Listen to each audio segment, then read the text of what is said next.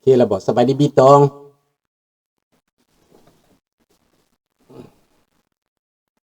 สบายดีพี่น้องลูกหลานลาวไทยหัวใจเดียวกันเพื่อเสรีภาพและประชาธิปไตยทุกท่านพี่น้องยินดีต้อนรับทุกท่านเข้าสู่รายการเสียงประชาชนลาว Voice of the Lao People Welcome to everyone bienvenue à toutes et à tous ยินดีต้อนรับทุกท่านพี่น้องขอห้องเพลงสัตว์ไปเลยสบายดีมามือนี่ลุงสิถูกด่าบ่โอ้ บ่ดอกศาสตร์ลาวตั้งแต่เดิมมาขึ้นชื่อลือซาอยู่ในอาซีศาสตร์ลาวผูกพันไมตรีความสามัคคีฮักข้อมกันหักศาสตร์หักปฏิเทาหากเจ้าปกกิจกิสาหัวมักความศาสนาแต่บูหันมาหักษาดินแดนบ่ให้สัตว์ใดมาล้วนหาวีลบกวนญาติแย่งสิ่งเอา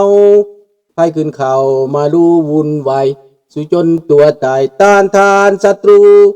สวยเสื้อจูเลือดเนื้อเสื้อเผาพื้นผู้กูเอาบรรเทาถูกกัน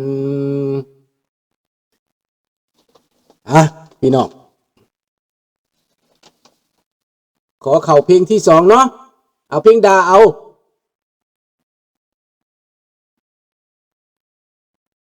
ฮับเอสลานเนเดอร์ลุงโอเคเซตไว้หันแหละสิเขาไปหับเอาดอกเอาเพลงดาเกี่ยวกันเด้อสบายดีทันล้านสร้างสบายดีวยรักเนาะอันคำว่าสัตว์คนเฮาถูกคนก็หูมีเสือมีควายเป็นหมู่บางตัวก็หูแสนดีเหลือล้นตัวอย่างว่าควายเฮาเลี้ยงมันยังหูคุณของคนดึงแก่คันไทยจนตัวมองมนบอกเคยได้จมสักคำเมื่อมาเทียบใจคนเฮายังหายยิ่งเสียไปกว่าพุงควายหวังร่ำรวยเสียจนหน้ากำตัวอย่างลาวแดงไปหลงแก้วแดงให้ความศีลธรรมจนลืมข้าวเหนียวเม็ดขาวงามลืมคำสอนองค์พระเจ้าโธ่เอ๋ยแก้วแดงใจหายเสียยิ่งกว่าสัตว์แถมยังบังอาจญาติเอาแดนดินดอนของลาวเที่ยวฆ่าเที่ยวแกงคนลาวนี้ตายป้าเอื้อนเป็นเป่าโบราณควันเมืองเก่าทำลายเสียได้หลงคอเพื่อนลาวหลงผิดอย่าไปเสื้อฝังคำเขามีภัยหากอมเมืองลาวยิ่งกว่าลาวนี้จะมีหรือบ่น้ำตาลาวไหลเป็นน้อยเป็นพันก็เพื่อหวังรอว่าอยากจะเห็นเมืองลาวนี้ก็สร้างตัวเพื่อคนลาวเองเอาขอบใจหลายๆเด้อพี่น้องเด้อได้ด่าเล็กน้อยก็เอาเด้อด่าเกี่ยวเนาะพี่น้องสบายดีผู้เข้ามาใหม่ทุกท่านสบายดีนรงอากาศบ้านเฮายามเช้าหนาวตอนบ่ายร้อนจากสกลนครครับอากาศดีบ้านเฮาร้อนหรือหนาวก็ดีถือว่าดีบ่ต้องคอมเพลนเรื่องอากาศบ้านเฮาเนาะมันหนาวก็ดีมันร้อนก็ดีบ้านเฮาเองเฮือนเฮาเองดินเฮาเองแผ่นดินเฮาเองประเทศเฮาเองดีกว่าตกไกลไปหน้าไปอยู่บ้านเพิ่นเมืองฐานเจริญปานใดดีปานใดก็ตามแต่ก็บ่คือบ้านเฮาเนาะลุงไปอยู่บ้านเพิ่นนี่ก็ยังคือฮอดบ้านตัวเองอยู่คือฮอดลูกคือฮอดหลานตัวเองอยู่เด้อมันเป็นอย่างสั้นคือฮอดทางเมืองลาวคือฮอดทางเมืองไทยสบายดีลิงน้อยประเด็นเฮานี่มื้อนี้ก็จะเว้าเรื่องลาวซะก่อนลาวแล้วก็สิต่อใส่รัสเซียเนาะเพราะว่าลาวกับรัสเซียนี่มันก็พัวพันกันบักทองรุ่นมันก็เป็นหมาพานรัสเซียนั่นแหละแล้วก็เป็นหมาพานแก้วอีกต่อหนึ่งแต่นายใหญ่สูงสุดมันเป็นรัสเซียบักทองรุ่นเด้อลาวติดกับดักความขี้โม้อ้างว่าตัวเองเป็นคนดีสุดท้ายตายเองพี่น้อง มันเป็นอะไรจังเป็นจังซั่นสบายดีมารีเนาะ Good morning ลาวตายติดกับดักตัวเองติดความเบ้าตัวเองว่าตัวเองดีเลิศล่ำเลิศเสิร์ชภาษีพี่น้องยกย่อปอปั้นว่าตัวเองสลาดซองใสว่าตัวเองเป็นคนดีบ่ซอลาดบางหลวงบ่กินบ้านบ่กินเมืองสิไปเลี้ยงหมูกระทะบ่โอ้ยจักไผสิเลี้ยงแหละลุงก็เลี้ยงเองแหละเนาะสิให้ลูกหลานเลี้ยงได้ลุงหลานพากินกับพาไปก็พอแล้วเนาะลุงเป็นเจ้ามือให้เด้อให้บ้านเมืองเฮาดีไว้ดังนั้นพี่น้องลาวแดงนี่มันเว้าเอาแต่มันเองมันกำหนดกฎเกณฑ์มันเองบ่มีกฎหมายปกครองบ่มีกฎหมาย20 ปี20 กว่าปีบ่มีกฎหมายประเทศบ่มีกฎหมายบ่มีคิวมีแปรตั้งแต่1975มันยึดอำนาจจนฮอดปี2000พี่น้องขึ้นเบิ่งจักปี20 กว่าปี30 ปีขึ้นเอา25 ปีบ่มีกฎหมายพี่น้องประเทศบ่มีกฎหมายปกครองแบบบ่มีกฎหมายปกครองแบบป่าเถื่อนมันอยากใส่ให้ผู้ใดมันอยากว่าผู้ใดมันอยากซี่นาผู้ใดมันอยากด่าผู้ใดมันอยากจับอยากขังผู้ใดมันอยากฆ่าอยากแกล้งผู้ใดมันเอาไปฆ่าไปแกล้งคนดีของลาวบ่นี่นะแต่มันว่ามันดี70 ปีแล้วที่มันยังมาย่องว่ามันดีอยู่เห็นบ่ล่ะพี่น้องมันอ้างว่ามันเป็นคนดีคนดีของมันนั้นเน่าเปื่อยตั้งแต่กกแต่หากเน่าเปื่อยตั้งแต่ขั้นพื้นฐานจนฮอดจอมมันพี่น้องตั้งแต่จอมก็เน่าเปื่อยตั้งแต่จอมจนฮอดหากพี่น้องคันเป็นต้นไม้ก็ต้นไม้เปื่อยแล้วเน่าแล้วระบอบนี่เน่าแล้วเหม็นแล้วเหม็นสะเอือนทั่วบ้านทั่วเมืองทั่วแผ่นดินลาวพี่น้องนี่แหละให้พี่น้องเข้าใจศึกษาเบิ่งดีๆการว่าดีประเทศที่ว่าดีเขาบ่ได้ย่องว่าดีนะ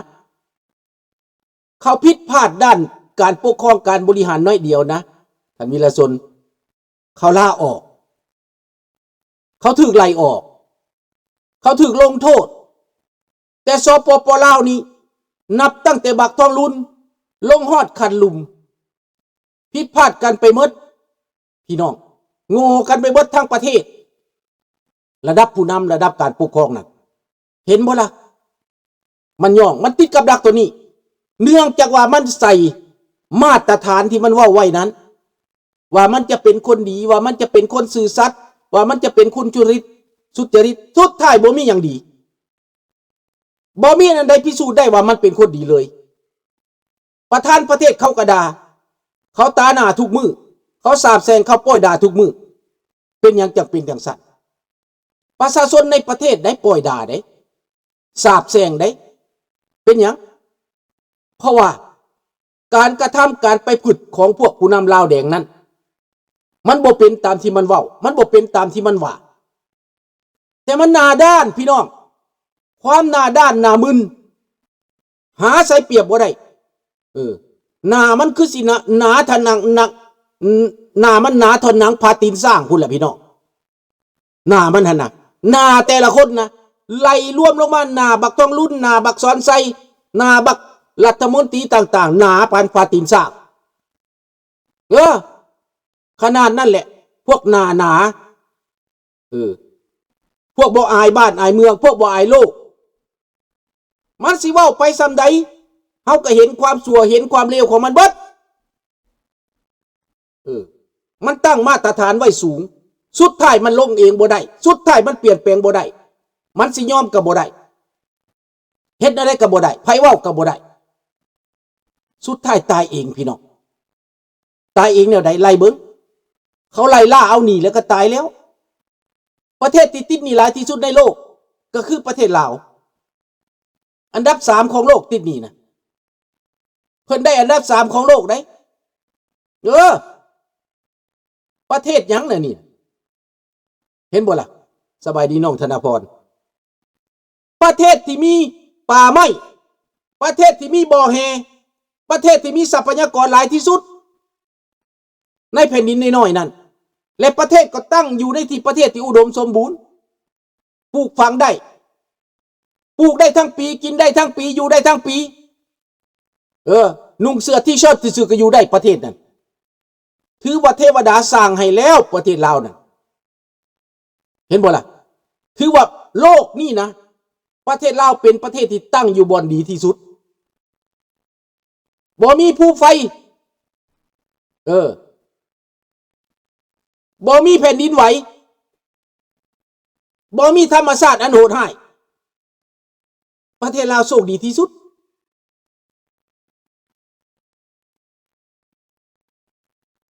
ดังนั้นแหละพี่น้องแต่เป็นหยังคนลาวจังยากจนเป็นหยังประเทศจังยากจนเป็นหยังประเทศจังติดหนี้ติดสินใส่ว่ามันบ่ฟุ่มเฟือยใส่ว่ามันประหยัดบัตยัดใส่ว่ามันบ่มักอวดมักโอ้ใส่ว่ามันบ่สาลาดบางหลวงใส่ว่ามันบ่กอบโกยโกงกินใส่ว่ามันเป็นคนดีว่าบ่คอร์รัปชันบ่ได้จักอย่างที่มันเว้ามาบ่มีจักอย่างมันสิเว้าปากจี้คุ้งฟ้าบ่มีหมาตัวใดเสือพี่น้องแม้แต่เป็ดแต่ไก่มันก็บ่เสือหมดเรื่องความชอบธรรมหมดไปแล้วบักทองลุ้นเห็นบ่ล่ะอันนี้แหละมันสิอ้างว่ามันดีมันสิอ้างว่ามันเก่งมันสิอ้างว่ามันฉลาดเขาก็ว่ามันงูปานควายงูปานหมาหมามันยังฉลาดกว่าซ้ำพี่น้องหมายังรู้จักเจ้าของควายก็ยุ่งจักเจ้าของควายยังรู้จักเหล่าจักหามอันนี้หน้าด้านหน้าบ่อายนี่ปกครองมา50 ปีได้เท่านี้สมบูรณ์น้ำสร้างหนี้สร้างศีลสร้างปัญหาสร้างความอับจนสร้างอนาคตอันมืดมนต่อลูกต่อหลานผู้ที่เกิดมาภายซอย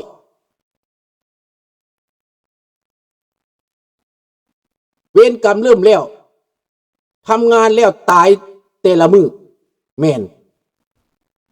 เทวดาลงโทษมันบ่นี่แหละ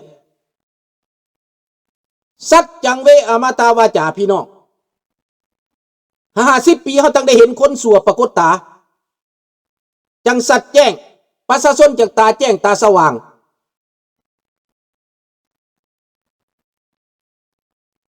จรรยาบรรณบ่มีเลยแม่นบ่โอ้ยอย่าไปทวงกับโจรมันสิมีจรรยาบรรณหยัง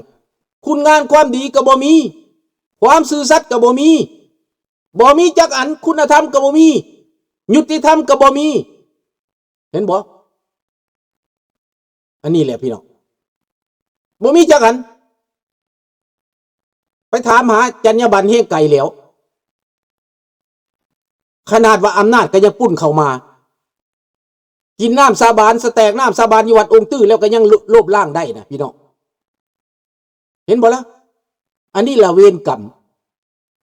มันฮู้แล้วว่ามันกระทำชั่วนะพี่น้องประชาชนลาวในประเทศหนุ่มลาวในประเทศเฮียห้องมันท่านผู้เงินว่าเลี้ยงหมาเอาไว้ไล่แกะยังดีกว่าแม่นบ่แม่นชาวหนุ่มในประเทศลาวได้ตื่นตัวแล้วเดี๋ยวนี้นะเขาบอกว่ารัฐบาลพวกโจรพวกนี้ปลูกฝังความเกลียดความชังรุ่นต่อรุ่นให้เกลียดให้ชังคนให้จำแนกให้แบ่งแยกชาติลาวจะลงสู่ความหายนะชาติลาวเฮานี่ดิ่งโลกเหวย้อนการนำพวกนี้ประวัติศาสตร์จารึกไว้การกระทำชั่วของพวกรัฐบาลโจรอันนี้แม่นพวกมันสร้างหนี้สร้างศีลสร้างภาระให้ชาติบ้านเมืองทรัพยากรถึกแก้วคนไปถึกเจ็กคนไปแต่ละมื้อแต่ละวันตาแตกมันบ่เห็นมือตาเมาอยู่ปาน่ะอวดอ้างเพิ่นได้สแตกแดกหาเพิ่นได้ขายบ้านขายเมืองกินเพิ่นได้ขาดสัมปทานเพิ่นได้ค่าขนส่งเพิ่นได้ค่าคูรีดภาษีเพิ่นได้กินน้ำใต้ศอกจากจีนเข้ามาข่มเหงคนลาวตามันกระมือบ่เห็นตามันบ่เห็นทั้งเตะทั้งตีทั้งขาฟันลันแทงประเทศบ้านป่าเมืองเถื่อนนี่แหละมันติดกับดักตัวนี้